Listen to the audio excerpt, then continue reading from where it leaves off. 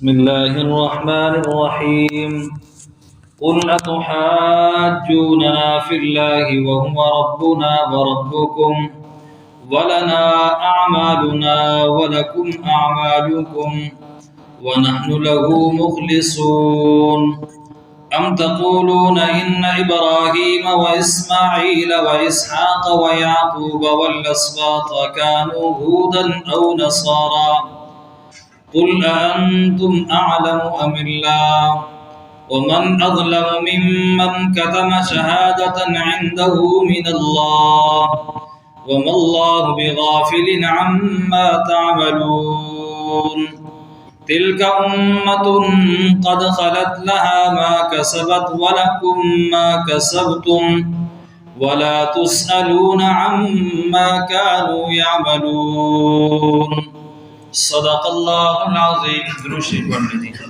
اللهم صل على محمد وعلى آل محمد كما صليت على إبراهيم وعلى آل إبراهيم إنك حميد مجيد.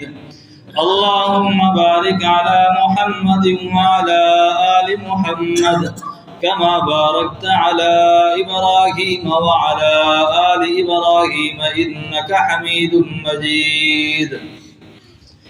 قل آپ فرما دیجئے اتحاجوننا فی اللہ، کیا تم جھگڑا کرتے ہو ہم سے اللہ کی نسبت اللہ کے بارے میں، وَهُوَ رَبُّنَا وَرَبُّكُمْ، حالانکہ وہی ہے رب ہمارا اور رب تمہارا، وَلَنَا أَعْمَالُنَا وَلَكُمْ أَعْمَالُكُمْ، اور ہمارے لیے ہیں عمل ہمارے، وَلَكُمْ عَمَلُكُمْ، اور تمہارے لیے ہیں عمل تمہارے، وَنَحْنُ لَهُ مُخْلِصُونَ، اور ہم تو خالص اسی کے ہیں. قُلْ أَتُحَاجُّونَنَا، اس آیت کا مطلب سمجھنے سے پہلے اس کا پس منظر سمجھیے. یہودیوں کا اور عیسائیوں کا یہ دعویٰ تھا کہ اللہ ہمارے ہیں، ہمارے علاوہ اللہ کسی کا. نحن ابناء اللہ و احباؤہ، ہم اللہ کے بیٹے ہیں، اللہ کے پسندیدہ ہیں، اللہ کے چہتے ہوئے. اللہ نے ہمیں اپنا محبوب بنایا ہوا ہے، اپنا بیٹا بنایا ہوا ہے. اللہ کی کرم نوازیاں، اللہ کی عطائیں، اللہ کی نعمتیں، وہ ساری کی ساری ہمارے ساتھ خاص ہیں. تو اللہ تبارک و تعالیٰ نے اس کا جواب دیا کہ پیغمبر صلی اللہ علیہ وسلم ان سے پوچھئے نا کہ تم اللہ کے بارے میں جھگڑا کرتے ہو، اللہ کے دین کے بارے میں جھگڑا کرتے ہو اور یہ کہتے ہو کہ اللہ صرف ہمارے ہی ہیں، وہ ہم پہ ہی کرم اور نوازیاں یہ ساری چیزیں کرتے ہیں. وَهُوَ رَبُّنَا وَرَبُّكُمْ، حالانکہ بات یہ نہیں ہے وہ ہمارا بھی رب ہے تمہارا بھی رب ہے، وہ ہمارا بھی رب ہے تمہارا بھی رب ہے، صرف تمہارا اکیلا رب نہیں، ہم سب کا وہ رب ہے. اس اللہ کو اپنا نہ بناؤ، یہ نہ کہو کہ ہم اللہ کی خاص ہیں اور اللہ کی عطائیں ہمارے علاوہ اور کسی کو نہیں ملتی. کیا وجہ ہے؟ اللہ کی عطائیں کس کو ملتی ہیں، اللہ کا قرب کس کو ملتا ہے؟ آگے فرما دیا لنا اعمالنا ولکم اعمالکم، ہمارے اعمال ہمارے لیے، تمہارے اعمال تمہارے لیے. اللہ کا قرب حاصل کرنا ہے تو اعمال کے اندر تیزی لاؤ، اعمال کے اندر کیا کرو؟ تیزی لاؤ، اعمال کے اندر آگے بڑھو. جب تم اعمال کے اندر آگے بڑھو گے تو سمجھو کہ اللہ کی بھی کیا ہو جاؤ گے؟ قریب ہو جاؤ گے. اور اگر اعمال میں دور ہو، نماز نہیں، روزہ نہیں، حج نہیں، صدقہ نہیں، اعمال کی طرف کوئی توجہ ہی نہیں ہے اور یہ سمجھو کہ ہم اللہ کے کیا ہو رہے ہیں؟ قریب ہو رہے ہیں، تو یہ آپ کا ایک خیال ہے، ایک وہم ہے، ایک گمان ہے، ایک ظن ہے، اس سے زیادہ کچھ بھی نہیں. وَنَحْنُ لَهُ مُخْلِصُونَ، ہم تو خالص اسی کے ہیں، یعنی اخلاص والے ہیں. ہم کیا ہیں؟ اخلاص والے ہیں. اخلاص کیا چیز ہے؟ اخلاص کا پتہ فرشتوں کو بھی نہیں، اخلاص کا پتہ فرشتوں کو بھی نہیں ہے. اخلاص اللہ اور اللہ کے بندے کے درمیان کیا ہے؟ راز. اللہ اور اللہ کے بندے کے درمیان راز ہے. اسی لیے علماء نے مسئلہ لکھا ہے کہ نماز کے اندر خشوع اور خضوع واجب ہے. نماز کے اندر خشوع اور خضوع واجب ہے. اور مسئلہ یہ ہے کہ واجب چھوٹ جائے تو سجدہ سہو واجب ہوتا ہے، واجب چھوٹ جائے تو سجدہ سہو کیا ہوتا ہے؟ واجب ہوتا ہے۔ لیکن ہم سب کی نمازیں خشوع سے خالی ہیں، علماء نے لکھا ہے پھر بھی سجدہ سہو واجب ہے۔ خشوع واجب، لیکن اس خشوع کے ترک پہ سجدہ سہو نہیں ہے۔ اس کی وجہ یہ ہے کہ خشوع کا ہمارے پاس معیار نہیں ہے، خشوع کا ہمارے پاس معیار، خشوع کتنا ہونا چاہیے، کس کو خشوع کہتے ہیں، یہ اللہ اور اللہ کا بندہ ہی جانتا ہے۔ اب بندہ جب نماز پڑھ رہا ہے تو اس کو پتہ ہوتا ہے کہ میں خشوع کے ساتھ پڑھ رہا ہوں نہیں پڑھ رہا، یا اسے پتہ ہوتا ہے یا اس کے رب کو پتہ ہوتا ہے۔ تو یہ اخلاص، خشوع اور خضوع یہ بندے اور اللہ کے درمیان کیا ہیں؟ راز ہے۔ ام تقولون ان ابراہیم و اسماعیل و اسحاق و یعقوب، ہر ایک مذہب، یہودی ہوں، عیسائی ہوں، مشرکین مکہ ہوں، ان کا یہ دعویٰ تھا کہ ابراہیم علیہ السلام ہمارے دین پر۔ یہودی کہتے کہ ابراہیم علیہ السلام یہودی تھے، عیسائی کہتے کہ حضرت ابراہیم علیہ السلام عیسائی تھے، اور مشرکین مکہ کہتے کہ ابراہیم علیہ السلام ہمارے دین پر تھے، جس دین پر ہم چل رہے ہیں یہی وہی حضرت ابراہیم علیہ السلام کا دین ہے۔ اسی کی تردید جیسے اللہ تبارک و تعالی یہاں فرما رہے ہیں کہ فرمایا کہ تم یہ کہتے ہو کہ ان ابراہیم، بے شک ابراہیم، و اسماعیل اور اسماعیل، و اسحاق اور اسحاق، و یعقوب اور یعقوب علیہ السلام، والاسباط اور ان کی اولاد، کانوا ہودن او نصارا، یہ یہودی تھے یا نصرانی تھے، یہ یہودی تھے یا تم تو یہ کہتے ہو۔ قل، آپ پوچھئے ان سے، انتم اعلم ام اللہ، تم زیادہ جانتے ہو یا اللہ زیادہ جانتا ہے، تمہارا علم زیادہ ہے یا اللہ کا علم زیادہ ہے۔ اسی مضمون کو تیسرے پارے میں سورہ آل عمران میں اللہ تبارک و تعالی نے اس انداز میں بیان کیا۔ اللہ فرماتے ہیں کہ اے پیغمبر صلی اللہ علیہ وسلم ان سے پوچھئے، یا اہل الکتاب، اے اہل کتاب، لم تحاجون فی ابراہیم، کیوں تم جھگڑا کرتے ہو حضرت ابراہیم علیہ السلام کے بارے میں؟ کیا کہتے ہو کہ ابراہیم علیہ السلام کیا تھے؟ یہودی تھے۔ ابراہیم علیہ السلام نصرانی تھے۔ اچھا یہاں ایک بات سمجھے، ایک یہود وہ دین ہے جو حضرت موسیٰ علیہ السلام لے کے آئے، وہ دین بالکل برحق ہے، اور ایک نصرانی وہ دین ہے عیسائیت کا جو حضرت عیسیٰ علیہ السلام لے کے آئے، وہ تو برحق ہے، وہی توحید والا اسلام والا معاملہ ہے۔ لیکن جو پیغمبر علیہ السلام اور اس کے بعد جو لوگ دعویٰ کرتے تھے کہ ہم یہودی ہیں، ہم عیسائی ہیں، موسیٰ علیہ السلام کو ماننے والے ہیں، عیسیٰ علیہ السلام کو ماننے والے ہیں، انہوں نے جب تحریفیں کر ڈالی تھی، دین کو بدل ڈالا تھا، تو یہ وہ والا دین باقی نہیں رہا تھا۔ تو اللہ پوچھتے ہیں کہ تم جھگڑا کر رہے ہو کس کے بارے میں؟ ابراہیم علیہ السلام کے بارے میں۔ ذرا عقل سے کام لو، افلا تعقلون، تمہارے پاس عقل نہیں ہے؟ وما انزلت التوراۃ والانجیل الا من بعد، تورات اور انجیل تو حضرت ابراہیم علیہ السلام کے بعد اتری ہیں۔ تم کیا کہتے ہو کہ حضرت ابراہیم علیہ السلام یہودیت کے دین پہ تھے، حالانکہ یہودیت کا دین شروع ہوا ہے حضرت موسیٰ علیہ السلام سے، اور ابراہیم علیہ السلام تو موسیٰ علیہ السلام سے پہلے گزر چکے، اور دعویٰ کیسے کر رہے ہو؟ فلا تعقلون، عقل نہیں ہے۔ کہتے ہو کہ عیسیٰ علیہ السلام کے دین پر تھے، تو عیسیٰ علیہ السلام اور انجیل تو بعد میں آئی، ابراہیم علیہ السلام تو پہلے گزر چکے۔ ہاں انتم ہؤلاء حاججتم فیما لکم بہ علم، تم جھگڑا کرتے ہو ان چیزوں کے بارے میں جس کا تمہیں علم ہے، موسیٰ علیہ السلام، عیسیٰ علیہ السلام کے بارے میں۔ فلم تحاجون فیما لیس لکم بہ علم، اس چیز کے بارے میں جھگڑا کیوں کرتے ہو جس کا تمہارے پاس علم نہیں؟ وہ تھے حضرت ابراہیم علیہ السلام۔ کیا فرمایا اللہ نے کہ ابراہیم علیہ السلام کس کے دین پر تھے؟ فرمایا ما کان ابراہیم یہودیا ولا نصرانیا ولکن کان حنیفا مسلما، کہ نہ ابراہیم علیہ السلام یہودی تھے نہ نصرانی تھے، لیکن وہ کیا تھے؟ حنیفا مسلما۔ حنیفا کا میں نے ترجمہ بتایا تھا کہ ہر طرف سے کٹا ہوا اور رب کی طرف جھکا ہوا، ہر طرف سے کٹا ہوا رب کی طرف جھکا ہوا۔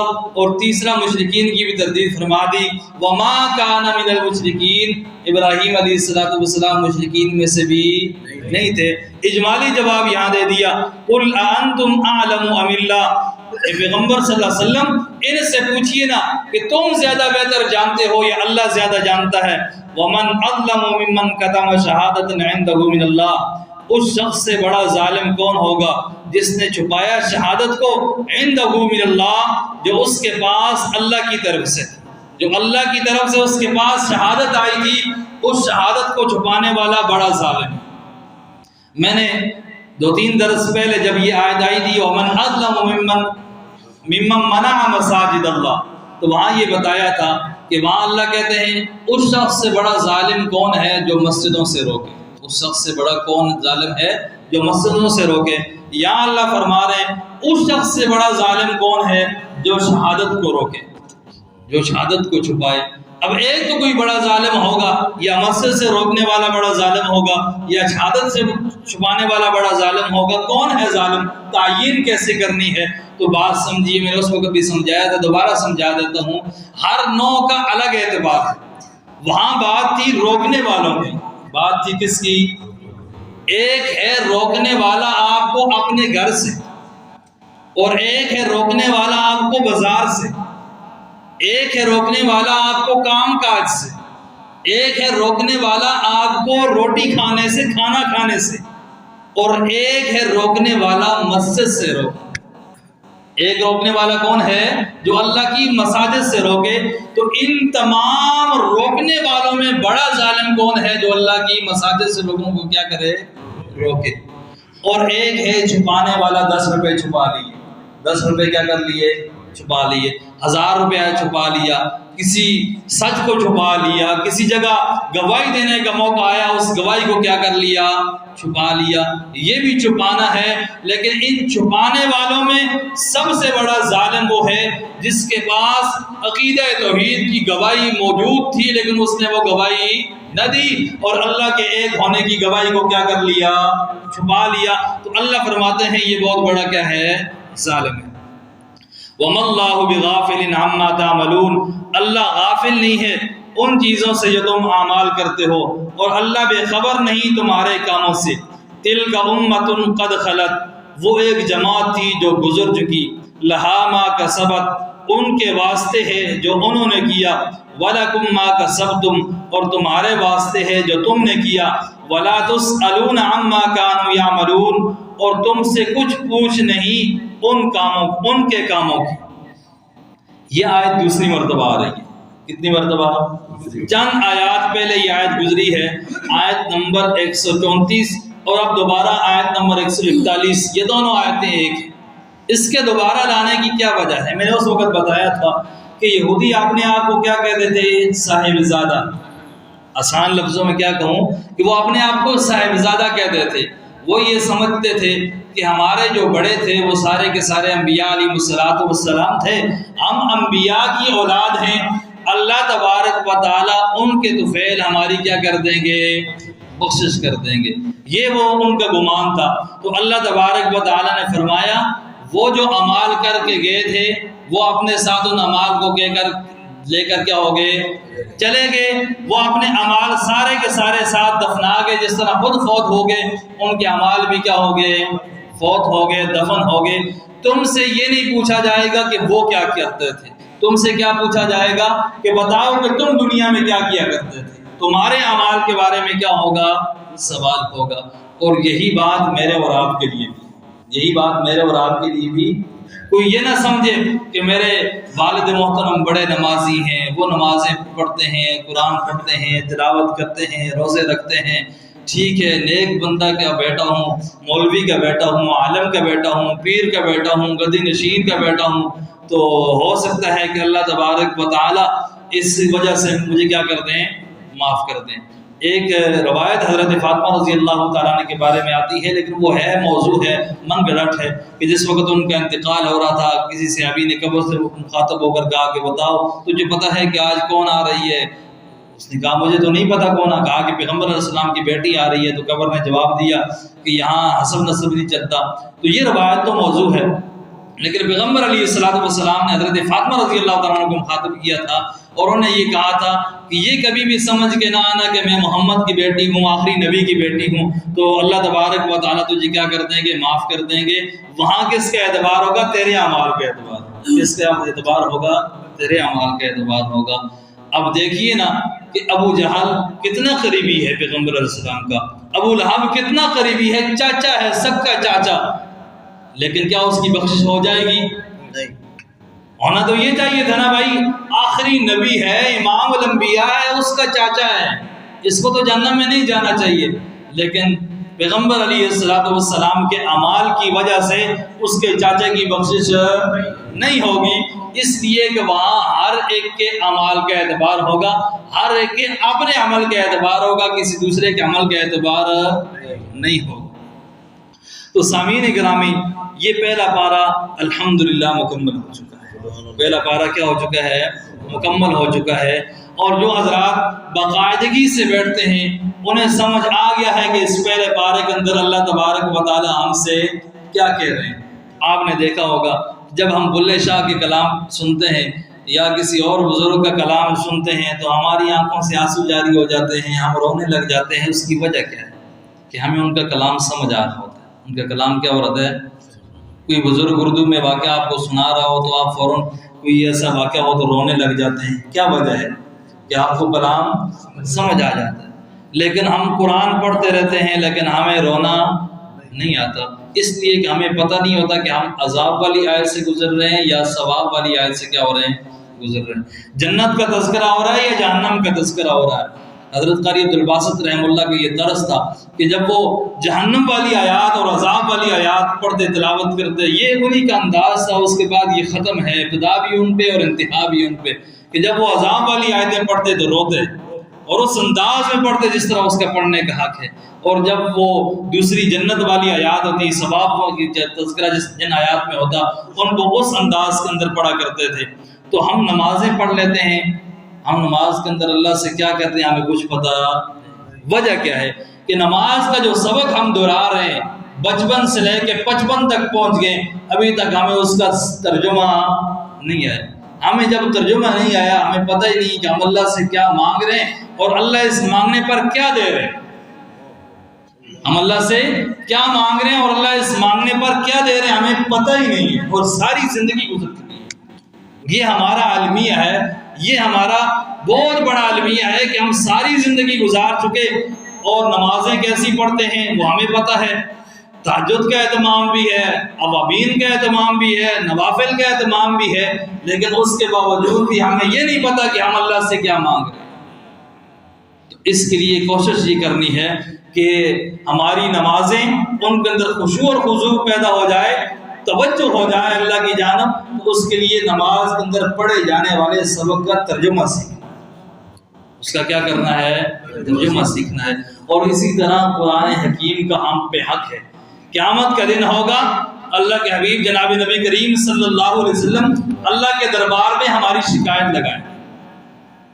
دیکھیں ہم ہر جگہ یہ تو کہتے رہتے ہیں کہ اللہ کے آخری نبی ہیں، بڑے شفیق ہیں، بڑے مہربان ہیں، اپنی امت پر بڑے مہربان ہیں، لیکن یہ بات ہم بھول جاتے ہیں کہ یہی پیغمبر صلی اللہ علیہ وسلم قیامت کے دن اللہ تبارک و تعالیٰ کے سامنے ہماری کیا کریں گے؟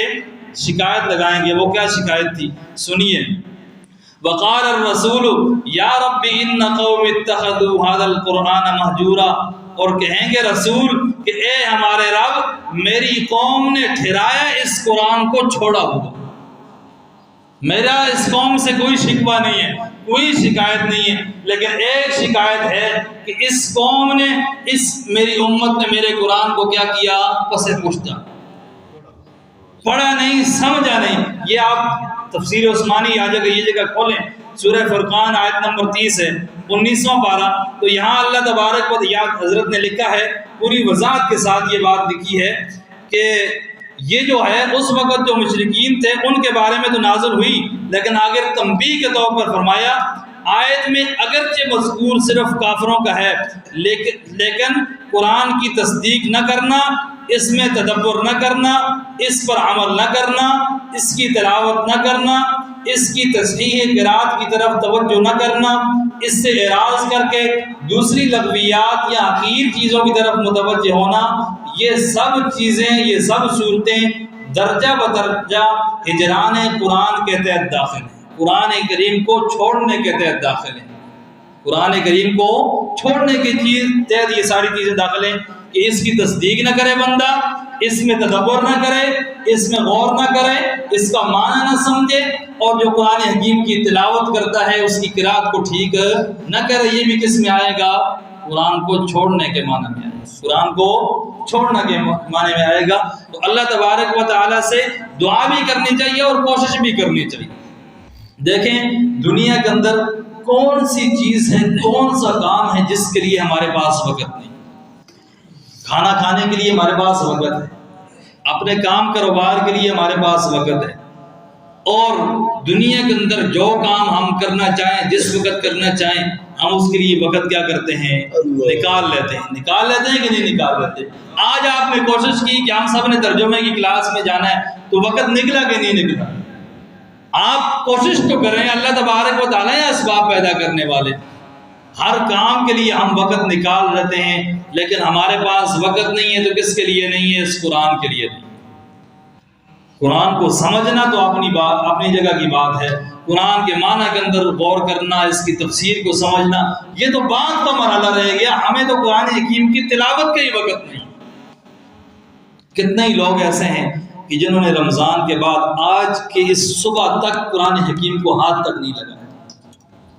کیا قرآن کا یہ حق ہے کہ غلاف اوپر ڈال دیا جائے، کپڑا ڈال دیا جائے اور الماری کے اندر سنبھال کر رکھ دی جائے؟ یہ قرآن حکیم کا حق ہے؟ نہیں، قرآن حکیم کا حق یہ ہے اس کو کھولو اور پڑھو اور سمجھو کہ اس میں کیا لکھا ہے۔ پوری سال گزر جاتی ہے۔ وہ ایک مولوی صاحب تھے باہر کسی دوسرے ملک کے اندر، تو ان کی دعوت ہوئی رمضان مبارک کے اندر، کچھ افطاری کا اہتمام کیا۔ وہ اس طرح ہوتا تھا کہ ہر محلے والے افطاری کا اہتمام کیا کرتے تھے، ہر گھر والے۔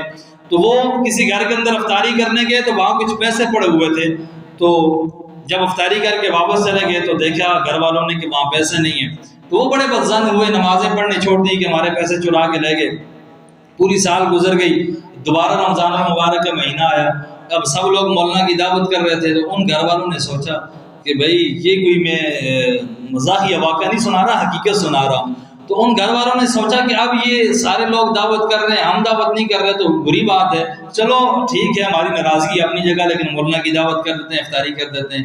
تو مولوی صاحب جب افطاری کے لیے افطاری کی تو انہوں نے محسوس کیا کہ یہ کچھ تھوڑے سے مجھ سے ناراض ہے۔ انہوں نے پوچھا کیا وجہ ہے؟ کہا کہ بھائی آپ گزشتہ سال آئے تھے اور اس طرح ہمارے پیسے یہاں سے اٹھا کر لے گئے تھے۔ تو کہا مولانا نے کہ جس وقت میں افطاری کر رہا تھا موسم کیسا تھا؟ تو کہا کہ اس وقت موسم تو آندھی طوفان اور اس طرح بارش والا موسم تھا، ہوائیں چل رہی تھی۔ تو کہا کہ یہ جو آپ کے پیسے یہاں پڑے ہوئے تھے نکالو، وہ قرآن حکیم وہ سامنے رکھا ہوا ہے، اس کے اندر میں نے رکھے ہوئے ہیں۔ جب نکال کے دیکھا کہ وہ سارے کے سارے پیسے وہاں قرآن کے اندر تھے، اس سے کیا پتہ چلا کہ پوری سال گھر والوں نے قرآن کو کھولا ہی نہیں۔ اگر وہ کھولتے تو وہ غلط فہمی بھی دور ہو جاتی اور وہ پیسے بھی کیا ہو جاتے؟ مل جاتے۔ ہمارے اکابر تو ایسے گزرے ہیں کہ ایک رات کے اندر پورا قرآن حکیم ختم کیا کرتے ہیں۔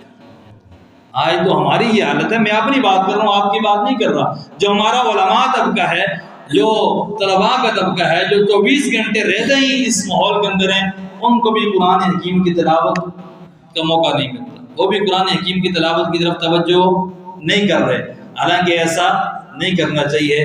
ہمارے بزرگوں میں سب سے مصروف زندگی اگر کسی کی گزری ہے وہ شیخ الحدیث حضرت مولانا زکریا رحمہ اللہ کی گزری ہے۔ یہ فضائل اعمال جس کی روزانہ آپ تعلیم کرتے ہیں، تو ذرا بزرگوں کے حالات بھی پڑھنے چاہیے، بزرگوں کے حالات بھی پڑھنی چاہیے۔ حضرت شیخ زکریا کی آپ بیتی آپ پڑھیں، آپ حیران ہو جائیں گے کہ حضرت شیخ بخاری شریف پڑھا رہے ہیں، ترمذی شریف پڑھا رہے ہیں اور کتابیں لکھ رہے ہیں، تصنیف، ایک کتاب دوسری کتاب تیسری کتاب لکھتے جا رہے ہیں کتابیں، اور آپ کے سبق ختم نہیں ہو رہے، صبح شام سبق لگے ہوئے ہیں، اور بیماری ہے، ضعف ہے، کمزوری ہے، اس کے باوجود روزانہ ایک قرآن ختم کیا گیا۔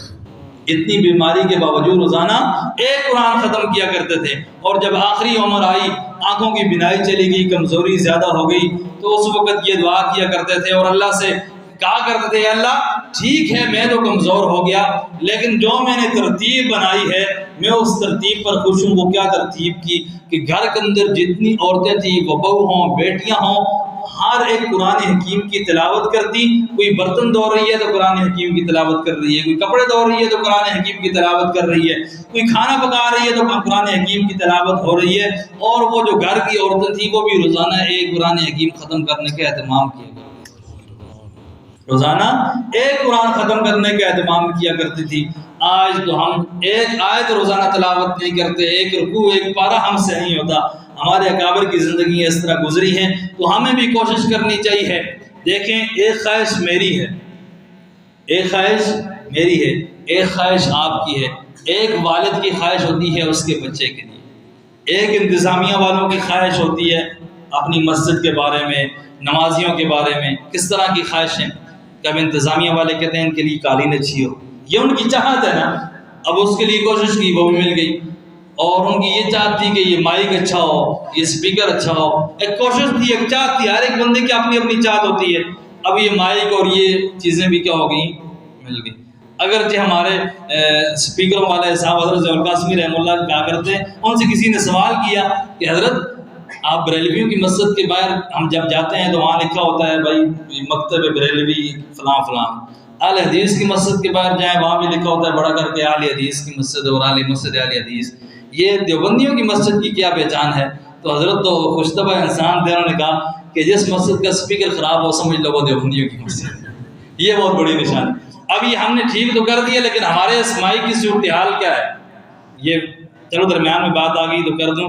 اس کی صورتحال وہی ہے جس طرح وہ دارالعلوم دیوبند کے اندر ایک داند آیا تھا, ذبح کرنے کے لیے کسی نے دیا کہ بھائی یہ طلباء کو دے دینا, وہ ذبح کر کے اپنا استعمال کر لیں, کھا پی لیں.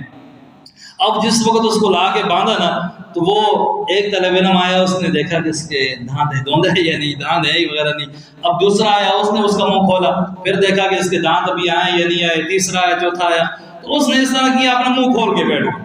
اس نے کہا بھائی آؤ اور دیکھتے جاؤ, مجھے بار بار منہ کھولنے کی تکلیف نہ دو.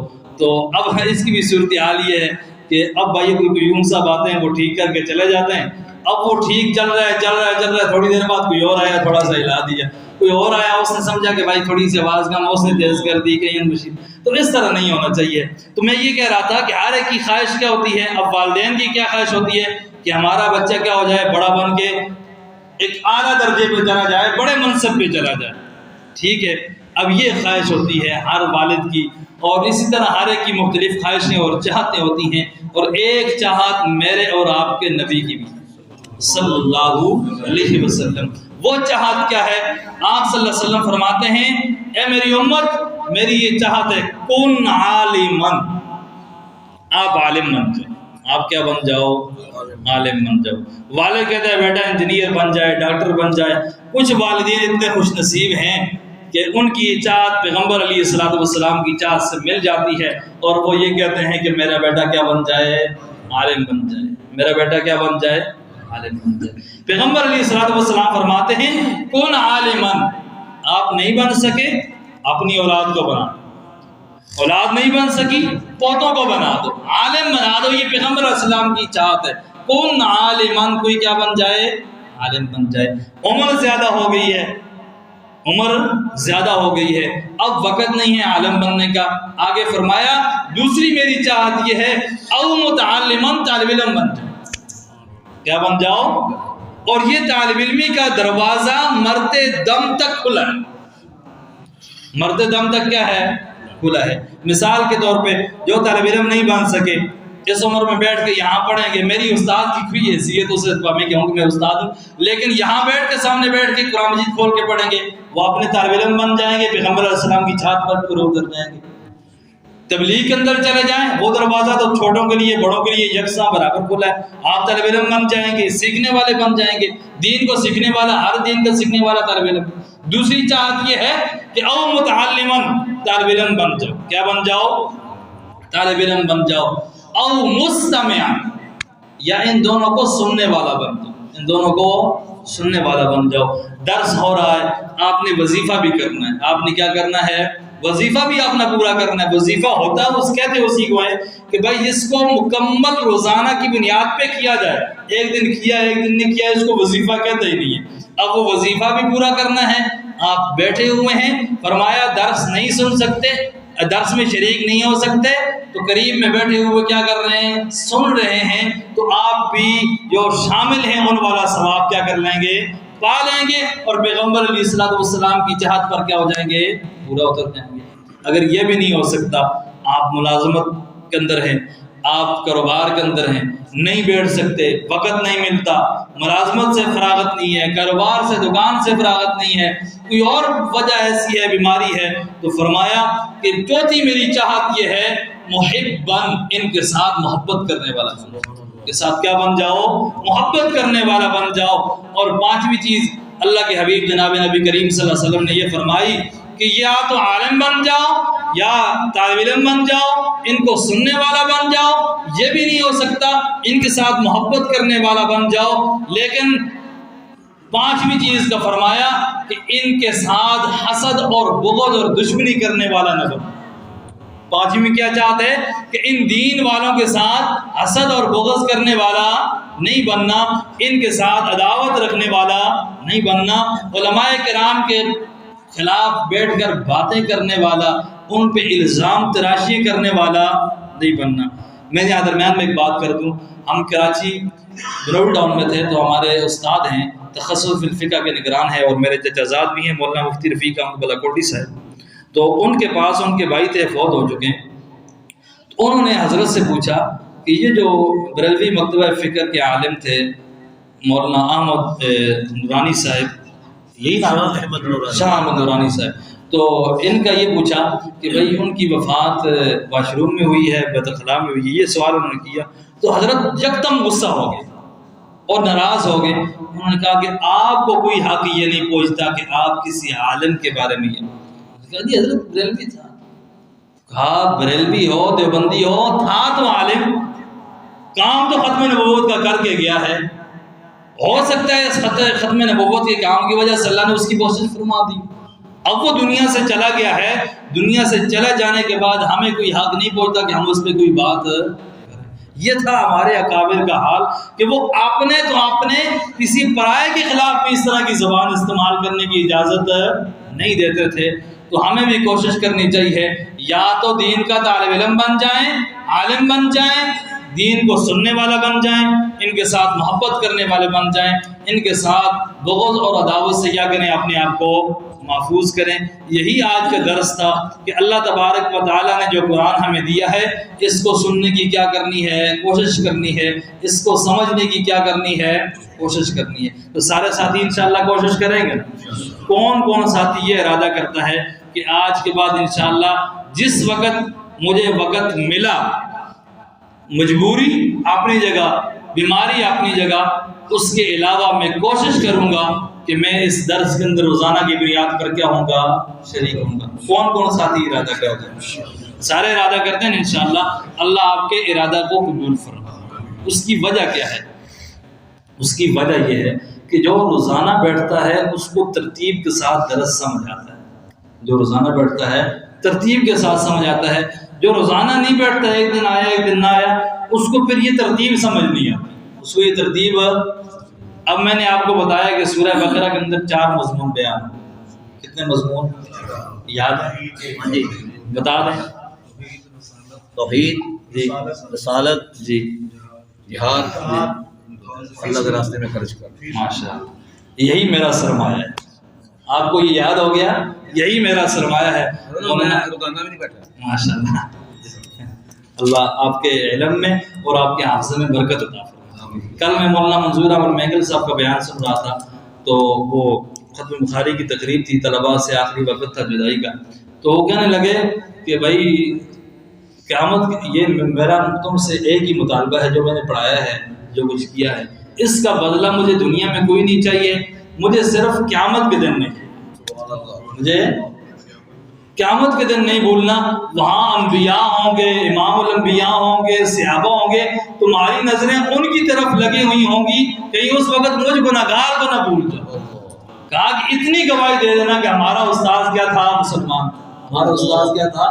مسلمان تھا، اتنی گواہی دے دینا۔ تو میرا یہی سرمایہ ہے کہ آپ نے یہ سیکھ لیا کہ 4 چیزیں اس سورہ بقرہ کے اندر بیان ہوئی ہیں، تو قیامت کے دن اتنی گواہی دے دینا کہ ہمیں ترجمہ پڑھانے والا کیا تھا؟ مسلمان تھا۔